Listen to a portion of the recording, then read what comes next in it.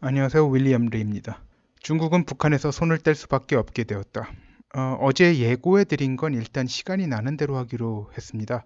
이제는 상황이 정리되기 시작해서 상황 설명을 일일이 하는 게 덜 필요하다고 생각했는데 고작 하루 지났는데 보니 다른 분들이 이야기하지 않았는데 중요한 것, 다른 분들이 이야기를 했는데 이제 핵심적 해석에서 저와 다르든지 제가 보충할 점이 있는 것, 뭐 이런 것들 중에서 이제 시적절하게 이제 숙지하고 가야 될 것, 그런 것들이 보이더군요. 그래서 이제 원래 그 계획됐던 걸 갖다 미루고, 그러니까 언제까지 미뤄질지는 모르겠어요.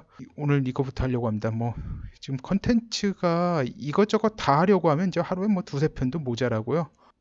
그런데 제가 이제 그 정도 올릴 여유는 없고요. 그리고 이제 이 모든 걸 여러분들이 다 숙지하고 계실 필요가 없다고 봐요. 그래서 이런 걸 갖다 다 가려서 컨텐츠를 고르고 있습니다. 그리고 또 이게 간략하게 하는 것이 이제 설득력이 떨어진다 하는 생각이 가끔 들어요. 왜냐면 이제 뭐 백모 세뇌 탈출 같은 건 처음부터 끝까지 다 이야기를 하잖아요. 그런데 이제 저는 이제 그만한 여유가 없고 다른 것보다, 그리고 원래 이제 처음부터 생각했던 게 이제 쪽집게 강식으로 가자는 걸 갖다 이제 유지하고 싶고요.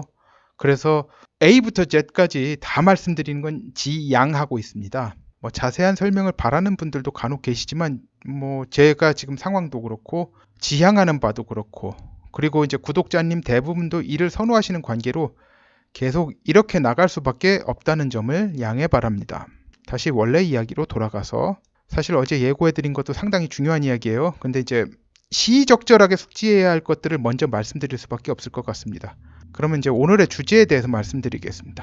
미국이 북한을 치더라도, 공격하더라도 중국 인민해방군은 압록강, 두만강을 건너지 않을 것으로 보입니다. 뭐 건너더라도 잠깐 건너가지고 김정만 데리고 가든지, 평양까지 가서는 안 되고요. 김정은이 거기까지 강병까진 가야죠. 뭐 그렇게 해가지고 데려오는 것 정도는 몰라도 그 이상은 진군하진 않을 거다라고 지금 전망되고 있습니다.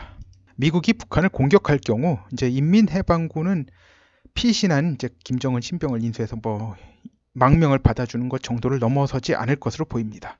만약 압록강을 넘겨 진격했다가는 미국은 중국의 대형은행인 건설은행과 농업은행에 대한 제재를 가할 것이고, 이는 중국 경제의 완전 붕괴를 의미합니다. VOA, Voice of America, 제가 여러분에게 보라고 추천하는 언론 매체이죠. 미국 관영 매체라고 하면 할 수도 있는데 지금은 좀 독립된 기관입니다. 근데 이제 펀딩은 미국 정부로부터 받고 있습니다. 근데 VOA 보도에 따르면 미국 연방하원 외교위원회 아시아 태평양 소위원회의 공화당 간사인 테드 요호 의원은 2차 미북 정상회담 합의 결렬 이후 트럼프 행정부의 북한 돈 세탁에 연루된 것으로 파악한 중국의 농업은행과 건설은행 등 두 곳을 제재할 것을 제안했습니다. 이 사람이죠. 테드 요호 의원. 이제 은행 규모로 보면 세계 2위가 건설은행이고 세계 3위가 농업은행입니다. 꽤 큽니다. 그래서 이 두 은행 중 하나만 제재가 들어간다고 해도 중국 경제는 붕괴를 피할 수 없다고 봅니다. 뭐 지금 상태로도 중국 경제가 상당히 아슬아슬하게 가는 상황이라 당연한 겁니다. 긴 설명이 필요 없습니다. 금융 전문가가 아닌 제가 구구절절히 설명할 필요가 없어요. 제가 아는 지식선에서도 길게 설명을 할 수가 있는데 굳이 이거 설명이 필요 없다고 봅니다. 쉽게 한마디로 하자면 이 두 은행에 대하여 받을 돈이 있는 전 세계 금융기관, 회사들이 다 나서서 돈을 받아내려고 일시에 나올 텐데 그러면 뭐 견뎌낼 수 있겠습니까? 이 두 은행이 중국 경제에서 차지하는 비중을 봤을 때 현 상황에서 중국이 이런 충격을 견뎌낼 것이다. 이런 충격이라고 하는 건 두 은행 중 최소 한 은행이라도 제재를 받았을 때 받는 충격을 말하는 겁니다. 을 견뎌낼 것이라고 본다면 지나친 낙관론이라고 할 수밖에 없습니다. 중국 경제가 트럼프한테 이제 상당 기간 마사지를 좀 받아서 허약해졌죠.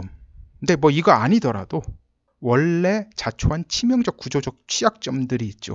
이것 때문에 이 두 은행이 이런 상황이 되는 건 중국 경제의 절대절명의 상황입니다. 위기죠. 이 트럼프 마사지가 없어도 그런데 트럼프 마사지 받았잖아요. 하지만 제 예상엔 이제 두 은행의 세컨더리 보이콧을 가는 것은 마지막 무기로 유보할 가능성이 높습니다. 뭐 다른 것도 다른 거지만 위력 자체가 워낙 초거대형급이라, 그러니까 중국 경제를 완전히 진짜 가루를 내는 거거든요. 완전히 붕괴시키는 거예요. 워낙 초대형급이라서 쉽게 사용할 것 같지는 않습니다. 뭐 이걸 세컨더리 보이콧이 곧 들어간다라고 하는 얘기가 있는데, 그렇게 되면 중국이 어떻게 되겠습니까? 궁지에 몰리면 쥐도 고양이를 물 수가 있어요. 그래서 다른 방법들도 많아요.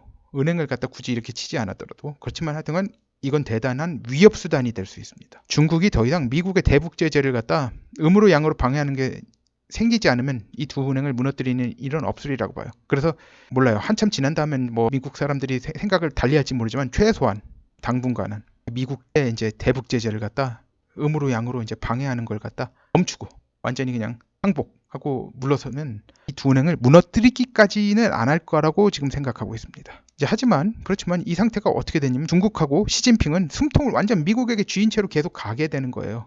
생생하게 이야기하자면 의사들이 쓰는 메스라고 있잖아요. 그걸 갖다 이제 목 경동맥 부위에 칼이 대져 있는 상태입니다. 아니면 뭐 측두부에 총구가 대져 있는 상태.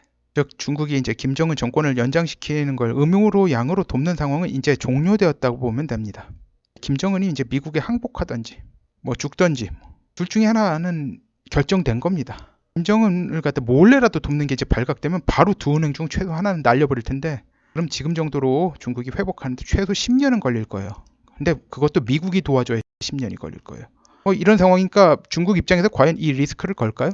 중국 입장에서 북한 지역을 미국에 넘겨주는 건 엄지발가락을 자르는 것 정도예요. 그런데 이제 경제가 허물어져서 폐허가 된다. 그럼 중국 입장에서는 완전 손 하나를 잘라내는 정도가 되는 거예요. 뭐 손 하나도 될 수 있고 팔 하나도 될 수가 있습니다.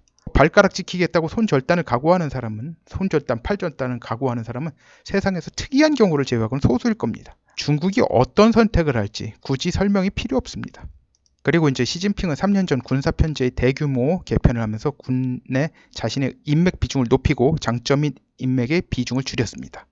하지만 이제 장점인의 인맥은 작년 1월까지 압록강 인접한 북부 전구 사령관이었는데 작년 1월에 시진핑 인맥으로 교체되었습니다. 여기가 이제 중국군 5대 전구 새로 개편된 거예요. 전구 전쟁할 때 전자고 구역할 때 구자. 그러니까 전구예요. 근데 이제 여기 인접한 데가 북부 전구죠. 북부 전구 사령관이 시진핑 인맥에 있는 사람으로 앉았어요. 그러니까 어떤 일이 일어날까요? 많은 분들이 아시다시피 이제 장점인은 소위 중조 동맹, 즉 중국과 북한의 군사 동맹을 중요하게 생각하는 사람이에요. 당연히 장점인 인맥에 속하는 군인들도 마찬가지입니다. 근데 이제 그 인맥이 있는 사람이 갈렸죠. 시진핑 인맥이 됐죠. 만약에 이상 사태가 일어났을 때 시진핑이 가라는 명령을 하지도 않았는데 돌발 행동을 갈 가능성은 그만큼 줄어들었다고 봐야죠. 이외에 이제 러시아 측에서도 이제 좀 뭔가 이제 북한 측하고 뭔가 하려고 하는 거니까 미국 측에서 지금 경고를 주고 있어요. 쓸데없는 수작하지 말라는 군사적 시그널을 줬는데 자세한 설명은 생략하겠습니다. 약간 군사적 시위 비슷한 걸 했어요. 너네 까불면은 모스크바를 갖다 치는 그런 것도 할 수도 있다라는 건데 그것이 정확히 뭘 의미하는 건지는 그렇게 중요한 것 같지는 않습니다. 하여튼간 경고를 줬다는 것이 중요한 겁니다. 이제 미국의 대북 경제 군사 제재의 걸림돌은 하나밖에 안 남았어요. 문재인과 그 일당이죠. 그런데 이 걸림돌이 깝죽거리는 거 지금까지는 봐줬습니다.